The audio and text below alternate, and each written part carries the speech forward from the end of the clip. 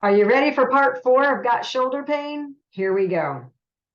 We talked about chronic inflammation and how food relates to that. We're going to talk next about impaired mobility in major muscle groups, but for right now, we're going to focus on weakness in major muscle groups. And I'm not talking about the rotator cuff or even the shoulder. I'm talking about lack of physical exercise. Your glutes have atrophied, they've weakened, they've stopped working because you've been sitting on them for decades. Your abdominals, your erector spinae, which is your low back muscles, your hip flexors, your glutes, your core, your hips, all impact your shoulder function. Yes, they have a huge impact on your shoulder function. Your pelvis, your trunk, all these areas of the body, even your ankles. If you have unstable ankles, that can lead to shoulder pain, especially if you're an athlete and you're throwing, you're pitching, you're doing anything. I had a 20-year-old quarterback who was on the team in the local community college, and he had shoulder tendonitis diagnosis, and he comes in, there was nothing wrong with this kid. He was rock solid muscle from head to toe, and he lacked no range of motion. So I asked him to show me how he throws a football, and his ankles were unstable. We worked to stabilize his ankles and never touched his shoulder. And within 3 to 4 sessions, he could then do a 3-man, 3-hour practice throw with that football and have no shoulder symptoms whatsoever. Now, the reason that was happening is because the unstable shoulder the unstable ankles forced his arm to go further than it should have before he released the ball because of the lack of stability.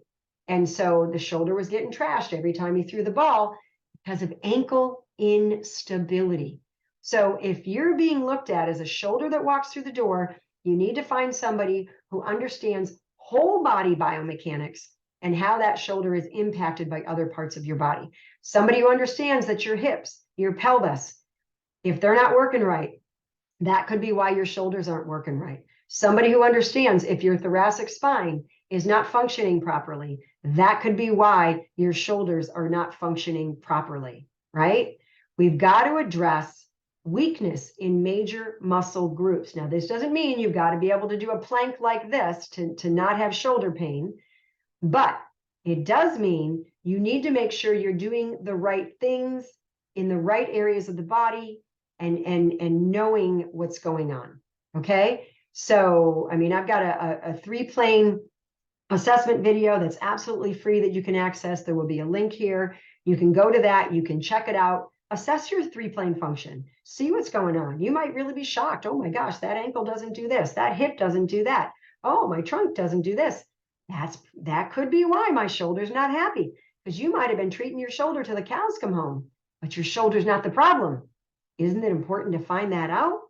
So if you're doing inauthentic physical exercise, you may never resolve your shoulder issues. So this is paramount right here. Understanding authentic human movement leads to better training choices with improved results. You've really got to know what this is so that you stop doing things that are not authentic, that won't help you, and can potentially lead to some irritation or even harm.